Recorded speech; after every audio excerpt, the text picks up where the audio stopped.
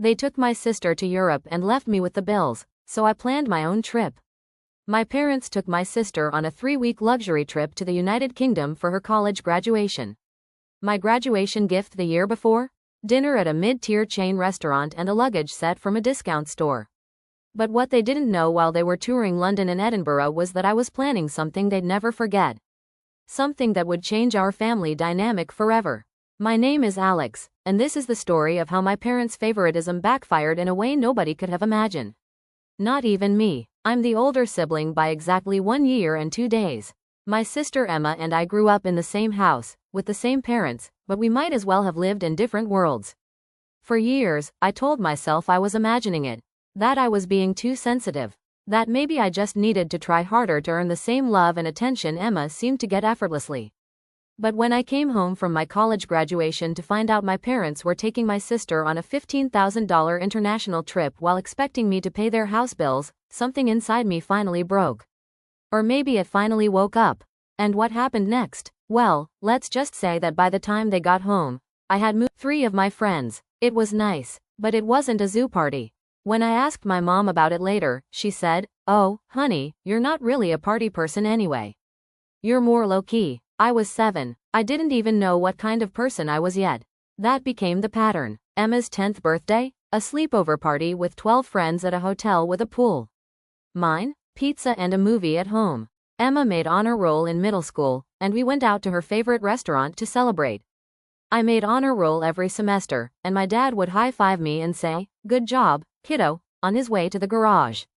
When Emma wanted to take dance classes, my parents researched the best studio in town and paid for private lessons.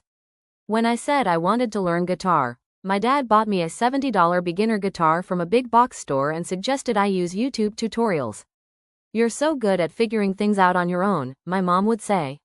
"You're our independent one." I learned to translate what that really meant. You require less, so we give you less. But here's the thing. I didn't understand that's what was happening. I actually believed I was the independent one. I thought I was supposed to need less, want less, ask for less. I thought that's what being the oldest meant. Emma wasn't cruel about any of this. She never rubbed it in my face or acted entitled. She was just oblivious. She thought this was normal. She thought everyone's parents functioned this way. And honestly, so did I for a very long time. College years. The disparity got worse in college, but it also got quieter. More invisible. Emma chose to attend a private liberal arts college 3 hours away. The tuition was $45,000 a year. My parents toured campuses with her, helped her perfect her application essays, and cried happy tears when she got her acceptance letter. I had chosen the state university an hour from home. It was a good school with a solid program in my field, and the tuition was reasonable. I filled out my own applications during winter break of my senior year. My parents signed the forms I needed them to sign. When I got my acceptance letter, my mom hugged me and said, "See? You're so capable. You did that all yourself." The financial reality of our college experiences was stark. Emma received regular care packages, snacks, supplies, gift cards, new clothes when the seasons change. Money appeared in her bank account when she needed it. When she decided she didn't like the dorms, my parents helped her cover the deposit on a nice apartment near campus. I worked 25 hours a week while taking a full course load. I'd wake up at 6 in the morning for my shift at a local tech startup, go to classes until mid-afternoon, study in the library until it closed, and fall into bed exhausted. I ate ramen and peanut butter sandwiches more days than I care to remember. When my laptop died sophomore year, I saved for 2 months to replace it. I never asked my parents for help because somewhere along the way, I'd learned that asking would mean hearing, "Emma needs," followed by whatever Emma needed at that moment. But here's what nobody knew. That job at the tech startup? It wasn't just a paycheck. I was learning everything I could about the industry. I was watching how the business operated, networking with clients, teaching myself skills in every spare moment. The founder started giving me more responsibility. Then more. By my junior year, I was managing projects. By senior year, I was essentially doing the work of a junior consultant. And I started my own side business. Nothing huge at first, just freelance consulting for small businesses that needed help with digital strategy and operations. I worked on it late at night, on weekends, during summer breaks. I saved aggressively. Every dollar I didn't absolutely need to spend went into my savings account. I didn't tell my parents any of this. Part of it was that they never asked. "How's school?" was the extent of most conversations, and my answer of, "Good," seemed to satisfy them. But part of it was intentional. I was waiting for them to show interest. Waiting for them to ask about my life the way they constantly asked about Emma's. Waiting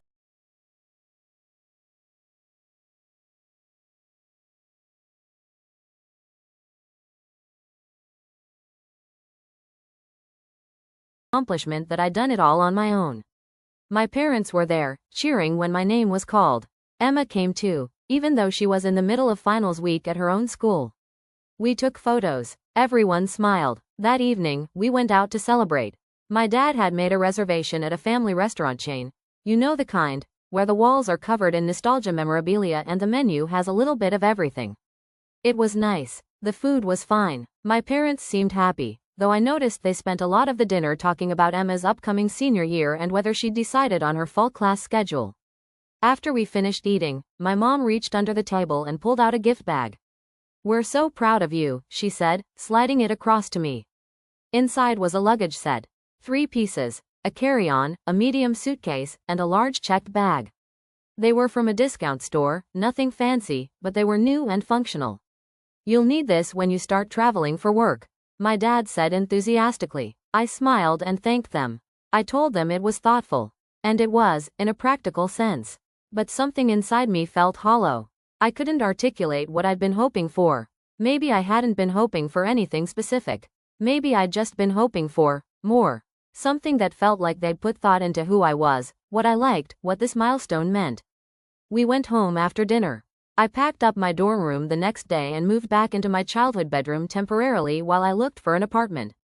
My parents charged me $300 a month in rent, which they said was teaching me about real-world expenses.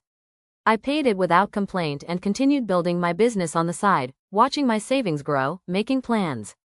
Sister's graduation. 1 year later, almost to the day, Emma graduated. The energy around her graduation was completely different from the start. My parents had been planning it for months. They'd booked a hotel near her campus so extended family could attend.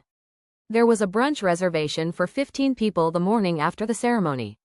I took the day off work and drove to her college for the graduation. Emma looked radiant walking across the stage. I was genuinely proud of her. She'd worked hard and done well. We took even more photos than we'd taken at my graduation. The brunch was lovely, full of laughter and toasts to Emma's future. That evening, just our immediate family went to dinner at an upscale steakhouse. This wasn't a chain restaurant. This was white tablecloths, wine pairings, and a prix-fixe menu. After dessert, my dad cleared his throat and raised his glass. "Emma, your mother and I are so incredibly proud of you," he said. "You've grown into such an amazing young woman, and we want to celebrate this milestone in a really special way." My mom was already tearing up. "We're taking you to the United Kingdom for 3 weeks. London, Edinburgh, the countryside, everything you've always dreamed about." Emma's face lit up like a child on Christmas morning. She started crying immediately. "Are you serious? Are you serious?" My mom pulled out a folder with printed itineraries, hotel reservations, a list of attractions. They'd already booked everything. I sat there with my fork frozen halfway to my plate, trying to process what I was hearing. 3 weeks in the UK. First-class flights, hotels in central London, guided tours, theater tickets. I did rough math in my head. This trip had to cost at least $15,000, probably M.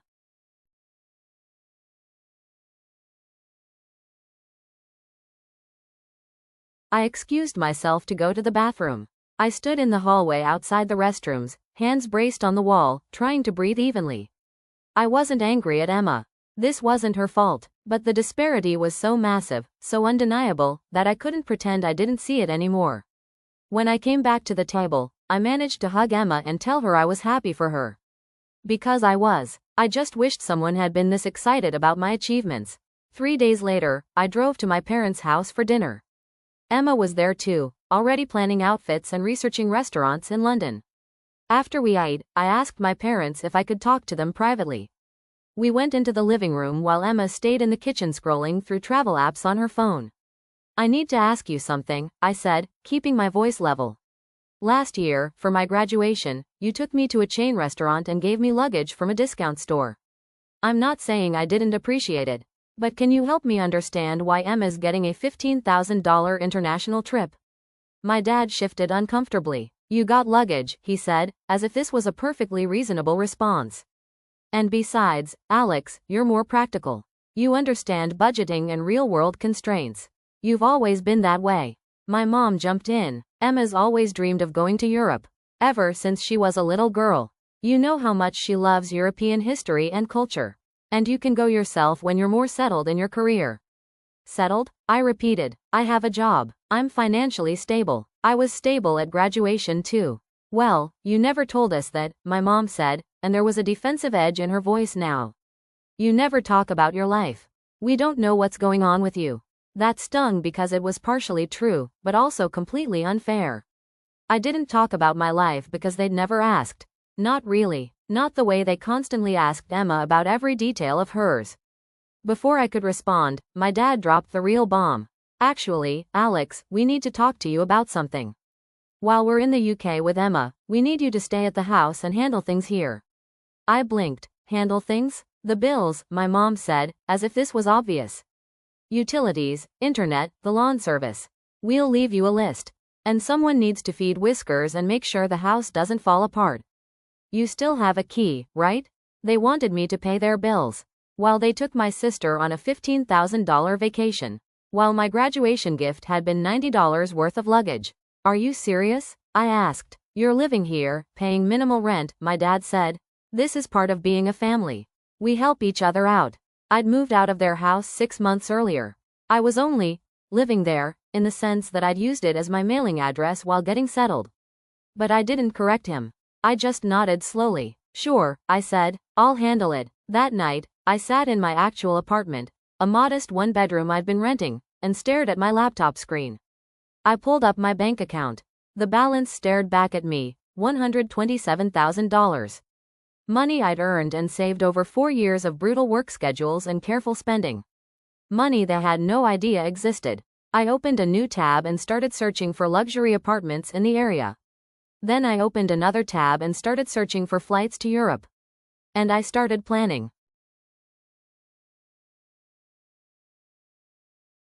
ACT 3. The Secret Plan. My hidden success. Here's what my parents didn't know. That side business I'd started in college?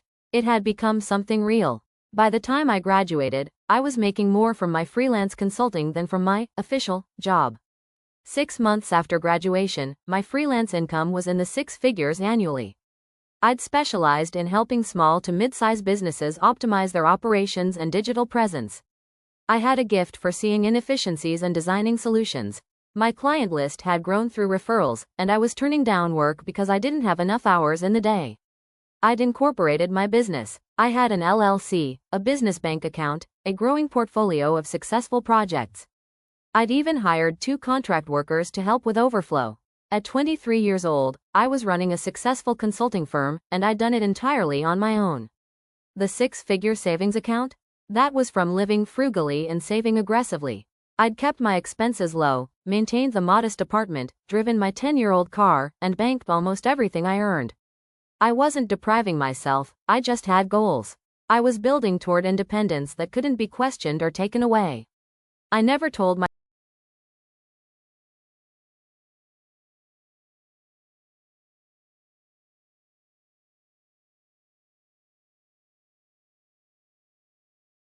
you all have a wonderful trip.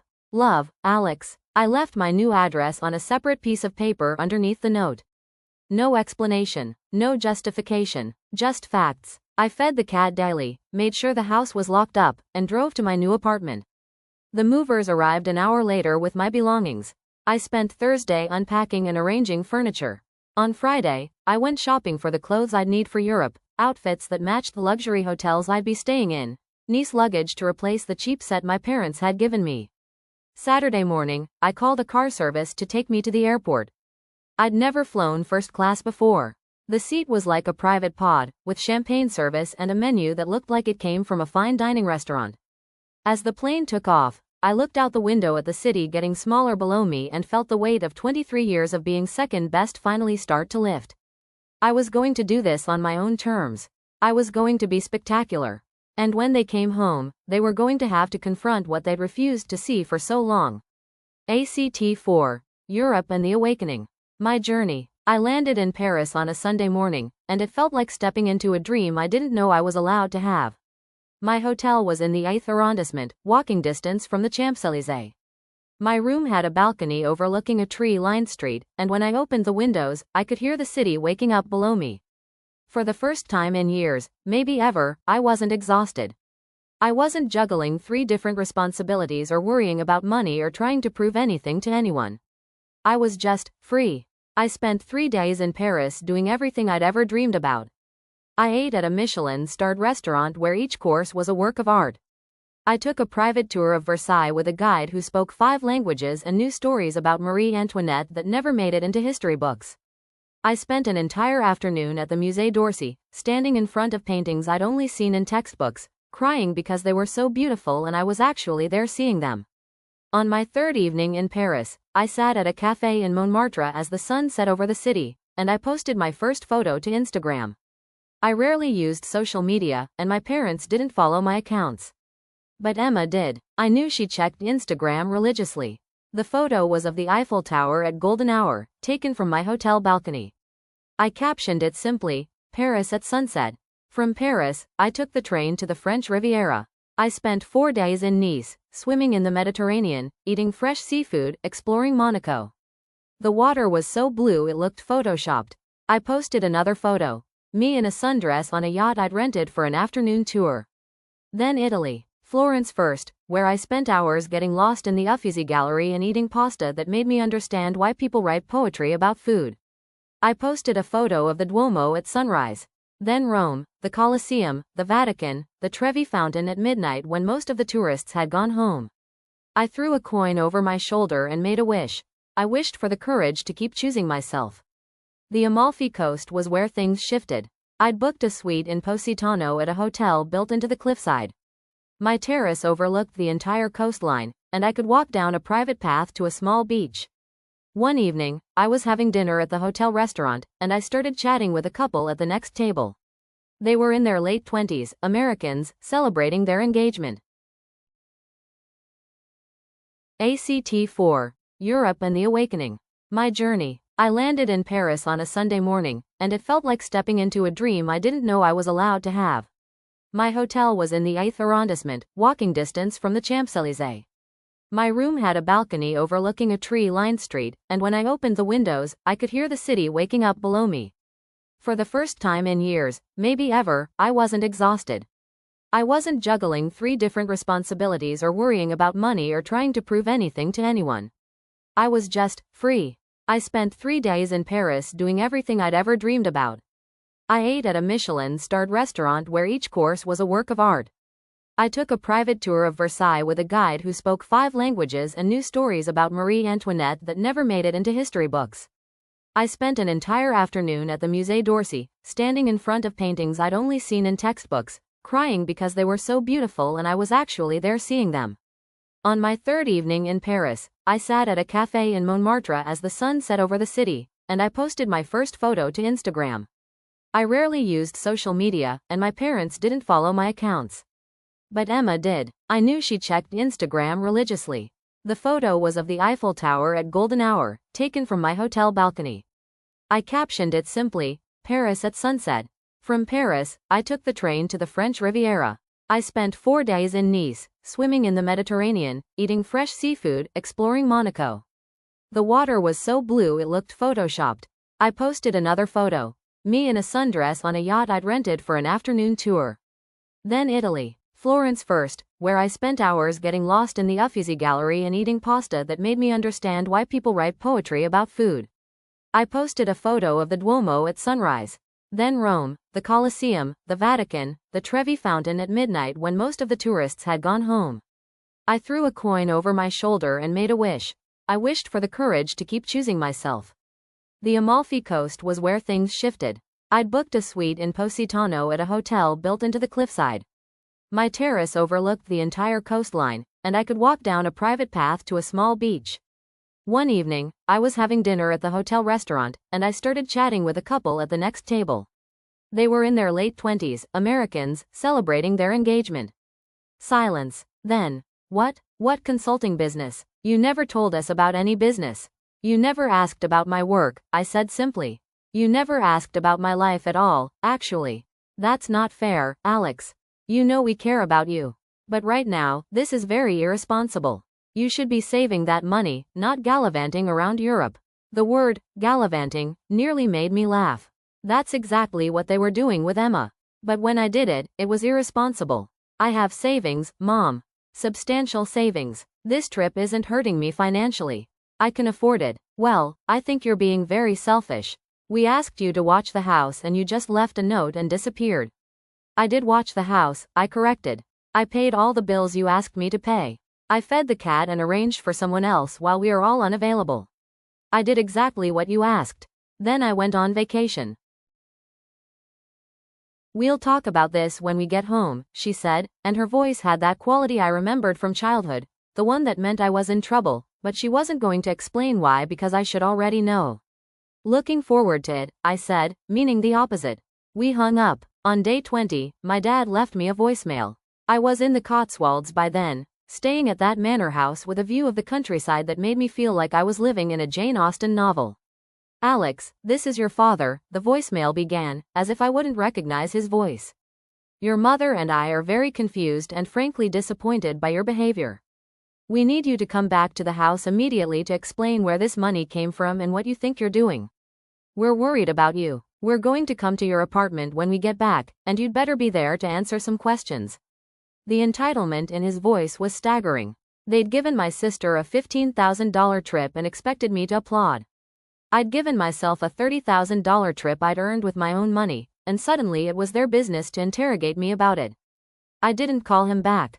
Instead, I sent a text. Enjoy the rest of your trip. I'll be back home briefly before you return. We can talk then. What I didn't tell them was that, briefly, meant just long enough to pack up my things and say goodbye. Because I'd made a decision. I was accepting the job in London. I was moving to England. ACT 5, the confrontation and twist. The return. I flew back home 5 days before my parents and Emma were due to return. My beautiful corner apartment, the one I'd lived in for less than 2 months, already felt like a place I was visiting rather than living. I'd already given my landlord notice that I wouldn't be renewing the lease. I'd already started the process of applying for a work visa for the UK. Those 5 days were a whirlwind. I packed up everything I wanted to keep and arranged for it to be shipped to London. I sold or donated the furniture I just bought. I met with my clients to explain that I'd be transitioning my business to remote work and potentially handing some of them off to the contractors I'd hired. Most were supportive. A few were disappointed but understanding. I also prepared for the conversation with my parents. I knew they'd be angry. I knew they wouldn't understand. But I also knew that for the first time in my life, I didn't need them to understand. I didn't need their approval or their blessing. I was doing this for me. On the day they were due back, I drove to their house in the afternoon. I'd texted them that morning, I'm at the house. We should talk. I didn't wait for a response.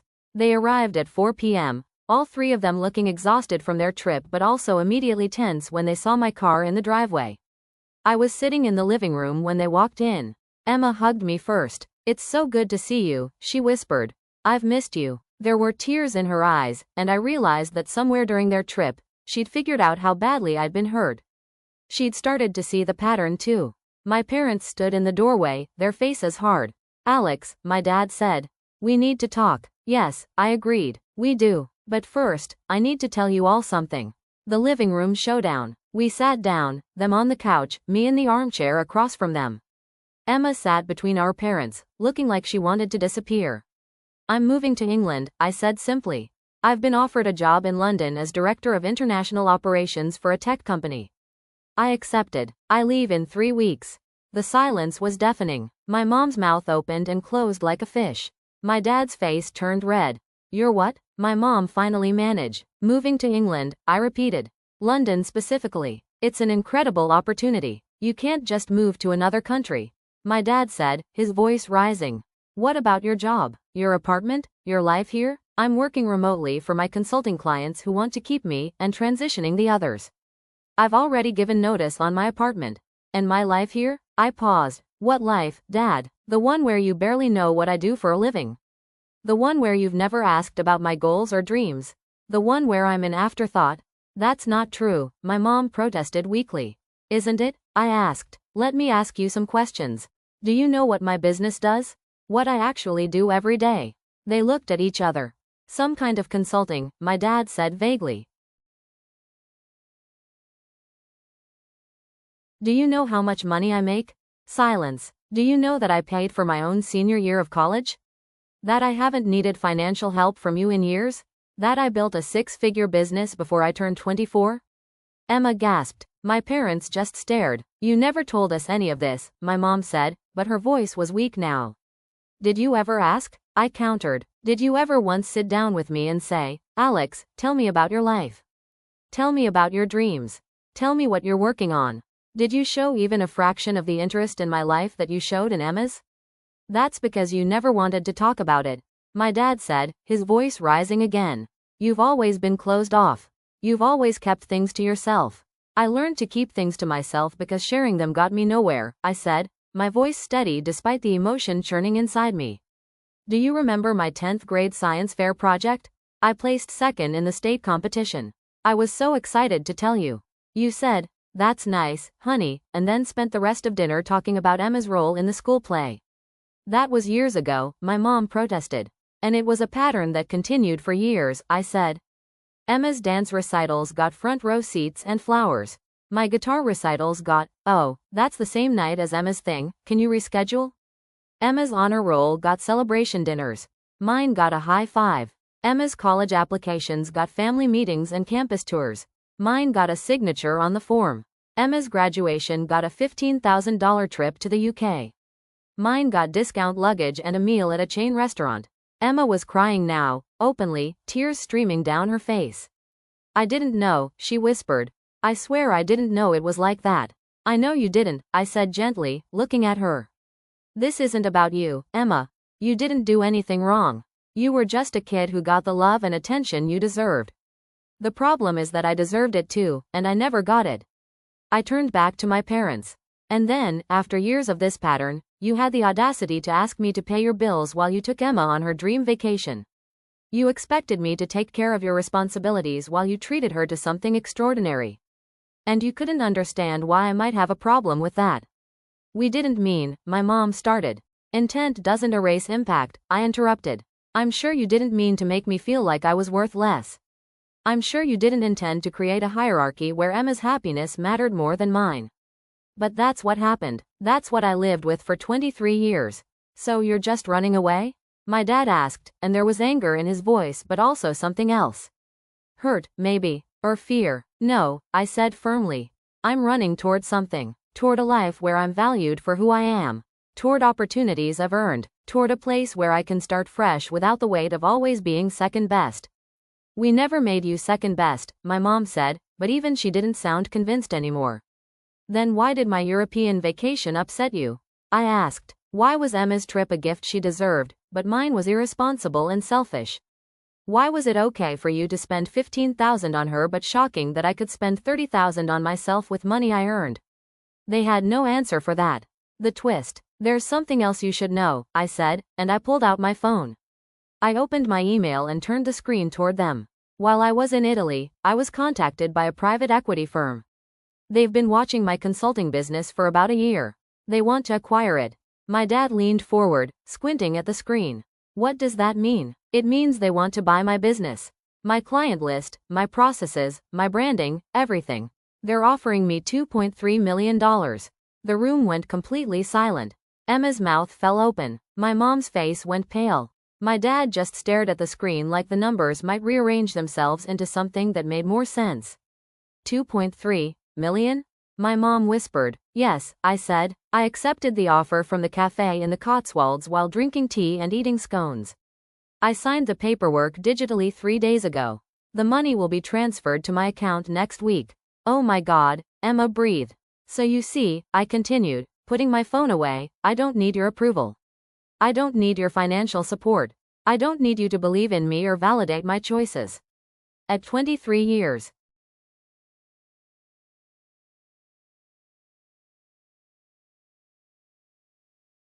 now, all the anger gone. Because the job offer there is incredible, I said. Because I fell in love with the countryside and the culture. Because I want to live somewhere I chose, not somewhere I ended up by default. And honestly, because it's far enough away that I can figure out who I am without the constant reminder of who you needed me to be. My dad's face crumpled then. I'd never seen him cry before, but his eyes were wet now. We failed you, he said quietly. Didn't we? We failed you as parents. The words hung in the air. Part of me wanted to comfort him, to say it wasn't that bad, to minimize my pain the way I'd been doing my whole life. But I was done with that. Yes, I said simply. You did. You loved Emma loudly and me quietly, and you never noticed that quiet love feels a lot like no love at all. Closing. The aftermath. Emma stood up then and came over to me. She knelt down in front of my chair and took my hands. I'm so sorry, she said, crying. I'm so sorry. I should have noticed. I should have said something. Emma, stop, I said, squeezing her hands.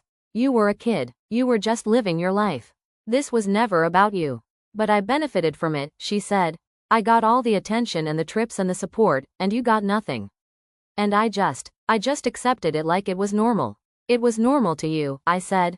It's what you knew. But we're not kids anymore. We can choose what our relationship looks like from here. She hugged me tightly. I don't want you to move to England, she whispered. I'm going to miss you so much. I'm going to miss you too, I said honestly. But this is something I need to do. For me. My parents sat on the couch, looking like they'd aged 10 years in the last hour. My mom was crying silently. My dad was staring at his hands. What happens now? My mom finally asked. Now, I move to England, I said. I start my new job. I build a life there. And you. I paused, choosing my words carefully. You do some serious thinking. Lessons learned. 6 months later, I'm sitting in my flat in Notting Hill, looking out at the street below where a farmer's market is setting up for the weekend. My job is challenging and fulfilling. I've made friends, real friends who ask about my life and actually listen to the answers. I've been to the theater, explored castles, taken weekend trips to Scotland and Wales. My parents and I talk once every few weeks. The conversations are stilted and awkward, but they're trying. They've started therapy, both together and separately. They're beginning to understand the damage they did, though I'm not sure they'll ever fully grasp it. That's okay. I'm not doing this for them anymore. Emma and I video chat twice a week. She came to visit last month and stayed for a week. We explored London together, and she met my friends and saw my life. You seem so happy here, she said on her last night. Like you're finally breathing. She was right. I am breathing. For the first time in my life, I'm not holding my breath waiting for someone to notice me, to value me, to choose me. I chose myself. I chose this life. I chose to be spectacular on my own terms. The $2.3 million is sitting in investments, securing my future. I don't need it right now. My salary is more than comfortable, but it's there. Proof that I was capable all along. Proof that I didn't need their belief in me to succeed. Final message. If you're watching this and you've experienced favoritism in your family, I want you to know something. Your worth is not determined by how your parents treat you. Your value is not measured by the attention you receive or the love you're shown. You are inherently worthy, inherently valuable, inherently enough. You don't owe your family your small dreams just because they couldn't see your big ones. You don't owe anyone an explanation for outgrowing the box they tried to keep you in. You don't have to stay in places and relationships that make you feel invisible just because you're afraid of what people will think if you leave.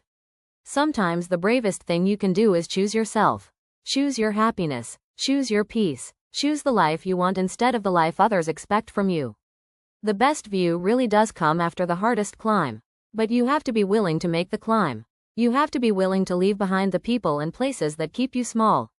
You have to be willing to bet on yourself when nobody else will. I moved to England to escape the shadow of being second best. What I found was that I was never in anyone's shadow at all. I was always my own light. I just needed the space and distance to see it. To anyone feeling unseen, undervalued, or second best, you are not.